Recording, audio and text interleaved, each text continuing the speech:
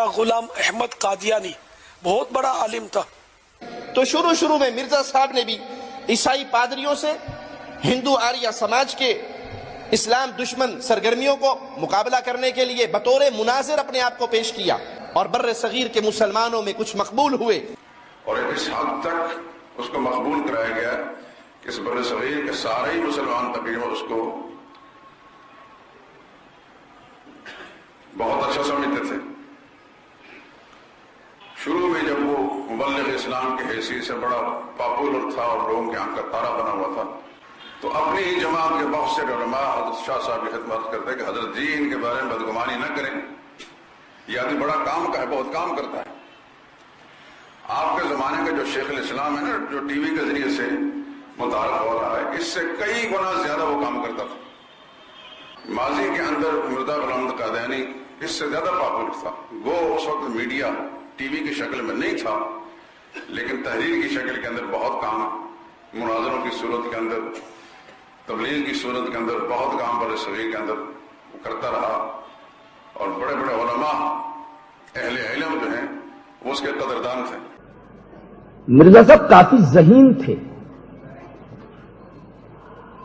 اور ذہانت کا اندازہ ان کی کتابوں سے لگایا جا سکتا ہے۔ کوئی آدمی ایسے ہی 84 کتابیں تصنیف نہیں کر دے گا، یہ شخص 84 کتابوں کا مصنف ہے۔ مسلمانوں کا نمائندہ بن کے یہ آریاؤں کے ساتھ، ہندوؤں کے ساتھ اور عیسائیوں کے ساتھ مناظرے کر رہا تھا۔ یہ وہ دور ہے کہ جب بڑے بڑے علماء اس کو تحریریت کی حدود لکھ رہے تھے کہ تو بڑا اسلام کو پرچم بلند کر رہا ہے۔ مرزا قادیانی نے مناظرے جیتے، 70 کے قریب مناظرے جیتے۔ کس نے؟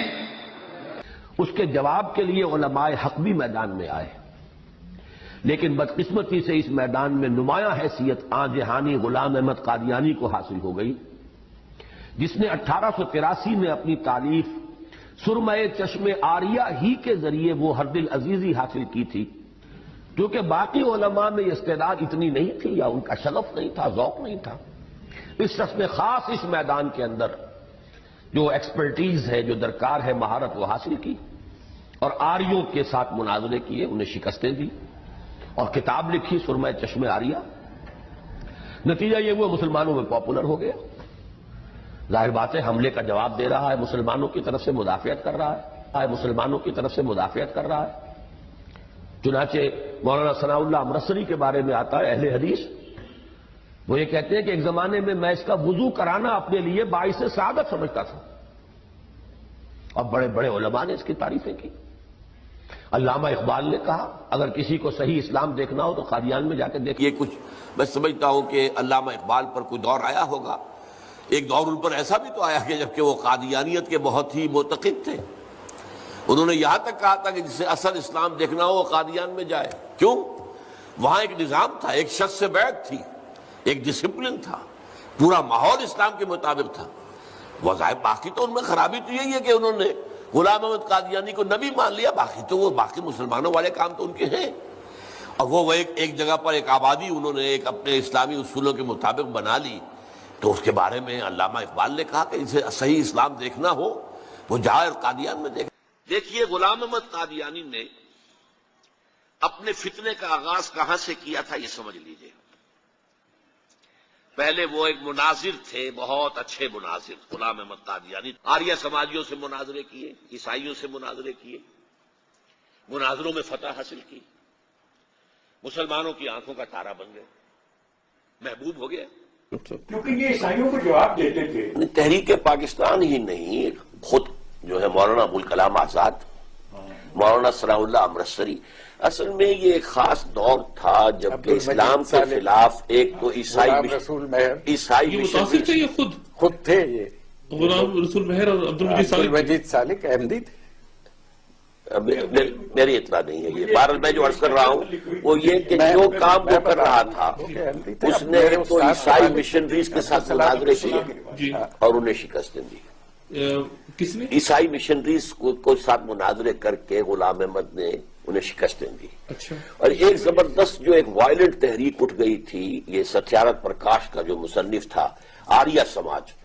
تو آریہ سماج کے لوگوں سے بھی اس نے مناظرے کیے اور انہیں شکستیں دی.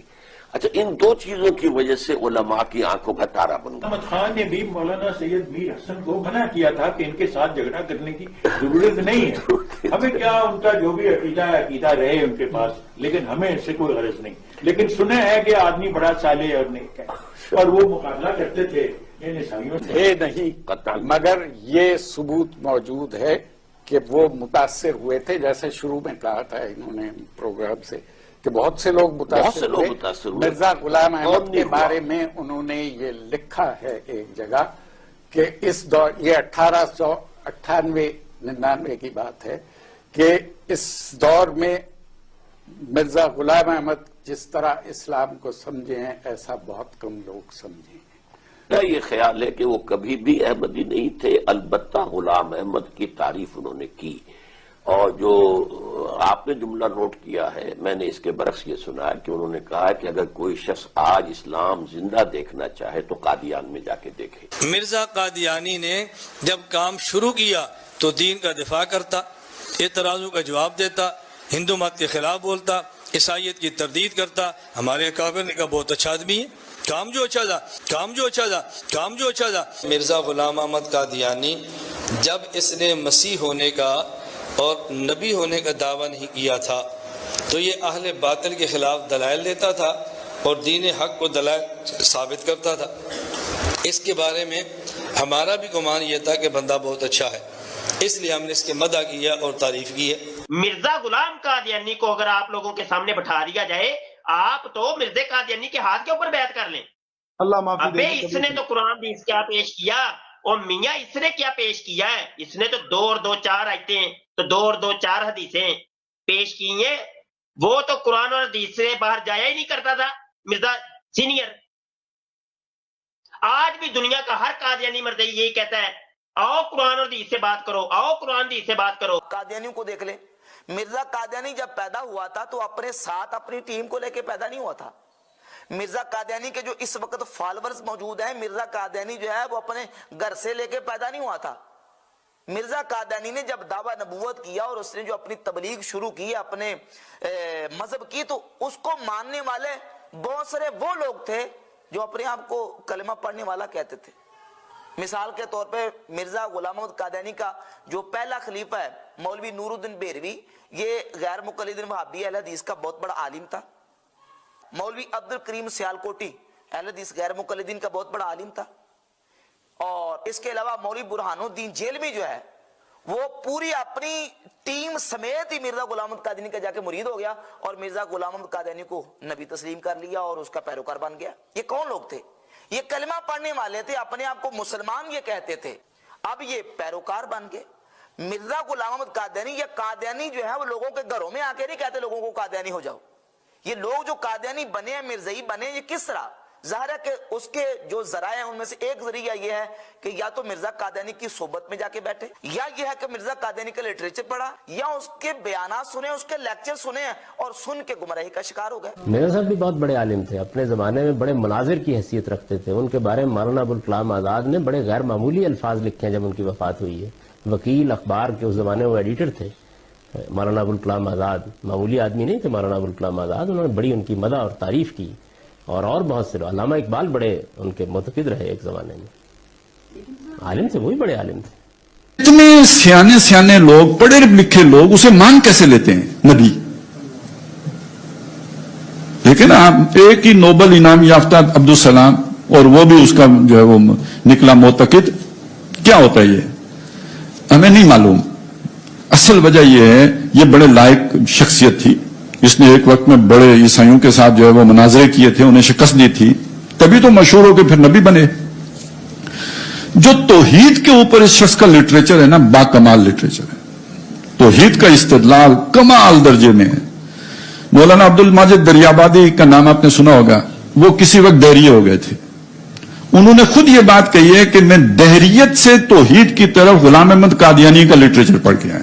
اس کا نام ہے براہین احمدیہ، اور یہاں ایک لمبی نظم ہے مرزا صاحب نے شروع کی ہے. صفحہ نمبر 18 سے شروع ہوتی ہے اور یہ صفحہ نمبر 23 تک جا کر یہ ختم ہوتی ہے. یہ ان کا فارسی کلام ہے. وہ کہتے ہیں کہ ختم شد بر نفس پاکش ہر کمال، لا جرم شد ختم ہر پیغمبر، ختم شد بر نفس پاکش ہر کمال، کہ حضور اکرم صلی اللہ علیہ وسلم کے نفس پاک پر ہر کمال ختم ہو گیا، ہر کمال کی انتہا ہو گئی، ہر کمال اپنے عروج پہ چلا گیا. کوئی بھی اچھائی ہے، کوئی بھی انسانی خلق ہے، وہ اپنے نقطہ کمال پہ چلا گیا. مهدي اللي اسمه ميرزا غلام احمد قادياني طبعا هذا رجل عالم، هذا رجل عالم، هذا رجل عالم. In India, within the last couple of hundred years, there arose a leader who was a Sunni and who was a defender of Islam against many critics, and he debated with people of other faiths. اچھا، اسی دوران جو ہے جو غلام مرزا احمد نامی ایک شخص تھا جس کا تعلق قادیان سے تھا، یہ شخص جو تھا یہ نمودار ہوا. اچھا، یہ شخص جو تھا اس ٹائم پہ ہی was a debater. He used to debate with Christians, he used to debate with Hindus, and he was well reputed for that. مطلب as a debater he was as an orator and a debater he was well نون.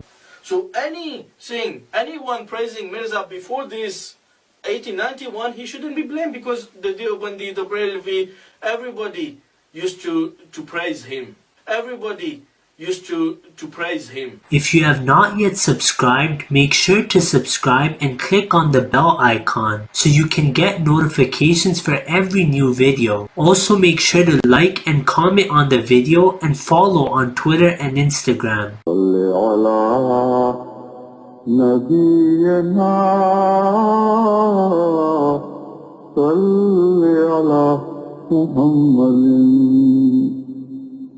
صل على سفينا صل على محمد.